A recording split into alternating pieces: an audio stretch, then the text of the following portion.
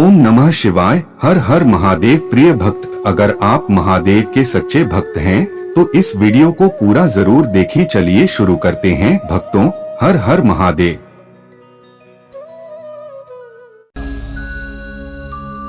इस कथा के बिना अधूरा है सोमवार का व्रत। भगवान शिव पूरी करेंगे सभी इच्छाएं। सोमवार के व्रत को लेकर मान्यता है कि इस व्रत को करने से भगवान शिव अपनी भक्तों की मुराद जल्दी पूरी करते हैं।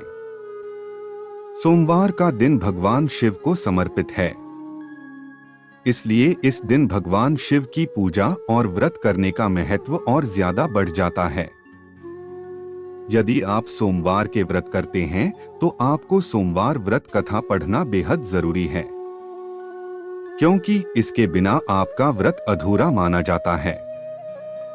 आइए जानते हैं सोमवार व्रत कथा। देवों के देव महादेव बहुत ही भोले माने जाते हैं, इसलिए उनका एक नाम भोलेनाथ भी है।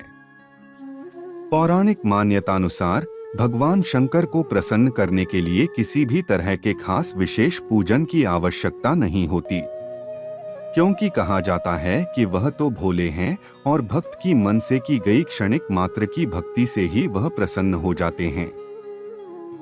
अगर आप भी शिव की भक्ति और कृपा पाने के लिए सावन के सोमवार का व्रत करते हैं तो इस कथा से भोलेनाथ को प्रसन्न कर सकते हैं। भक्तों, चलिए शुरू करते हैं। एक बार किसी एक नगर में एक साहूकार था। उसके घर में धन की कोई कमी नहीं थी, लेकिन कोई संतान न होने के कारण वह बहुत दुखी था। संतान प्राप्ति के लिए वह हर सोमवार को व्रत रखता था और पूरी श्रद्धा के साथ शिव मंदिर जाकर भगवान शिव और माता पार्वती की पूजा करता था। उसकी भक्ति देखकर एक दिन मां पार्वती प्रसन्न होकर भगवान शिव से साहूकार की मनोकामना पूर्ण करने का निवेदन किया। पार्वती जी के आग्रह पर भगवान शिव ने कहा कि हे पार्वती, इस संसार में हर प्राणी को उसके कर्मों का फल मिलता है और जिसके भाग्य में जो हो उसे भोगना ही पड़ता है। लेकिन पार्वती जी ने साहूकार की भक्ति देखकर उसकी मनोकामना पूर्ण करने की इच्छा की। माता पार्वती के आग्रह पर शिवजी ने साहूकार को पुत्र प्राप्ति का वरदान तो दिया, लेकिन उन्होंने बताया कि यह बालक 12 वर्ष तक ही जीवित रहेगा। माता पार्वती और भगवान शिव की बातचीत को साहूकार सुन रहा था, इसलिए उसे ना तो इस बात की खुशी थी और ना ही दुख। वह पहले की भांति शिवजी की पूजा करता रहा। कुछ समय के बाद साहूकार की पत्नी ने एक पुत्र को जन्म दिया। जब वह बालक 11 वर्ष का हुआ तो उसे पढ़ने के लिए काशी भेज दिया गया।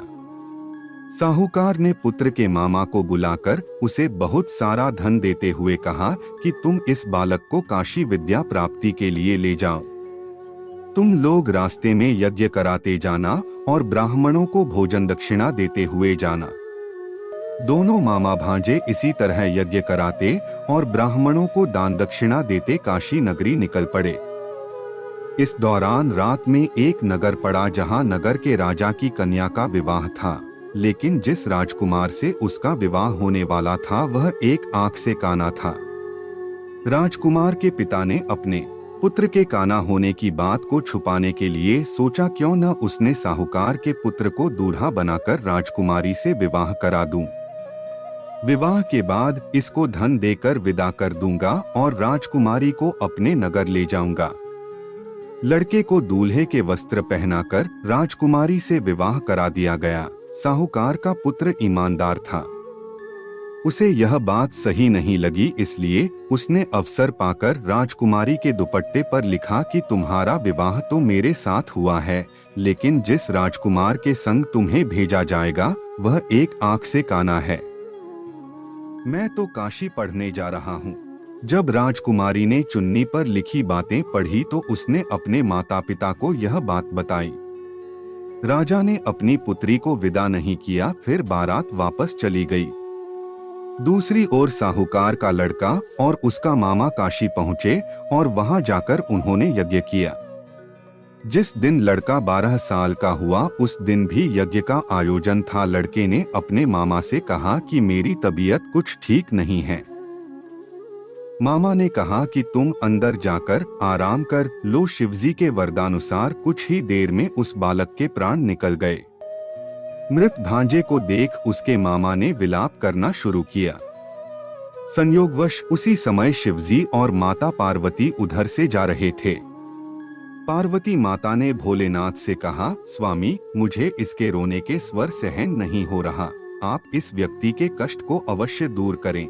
जब शिवजी मृत बालक के समीप गए तो वह बोले कि यह उसी साहूकार का पुत्र है जिसे मैंने 12 वर्ष की आयु का वरदान दिया था।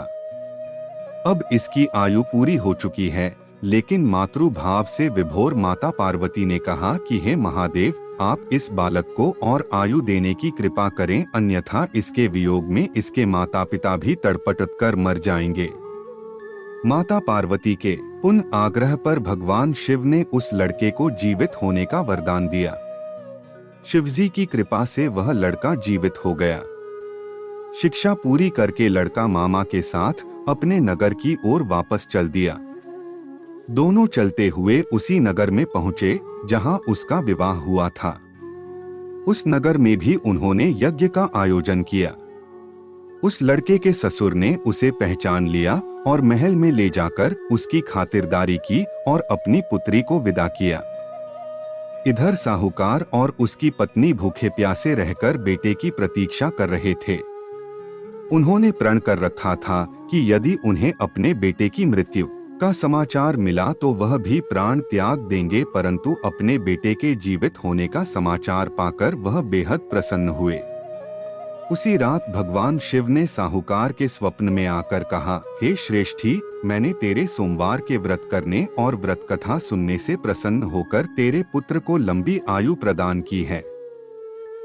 इसी प्रकार जो कोई सोमवार व्रत करता है या कथा सुनता और पढ़ता है, उसके सभी दुख दूर होते हैं और सभी मनोकामनाएं पूर्ण होती हैं।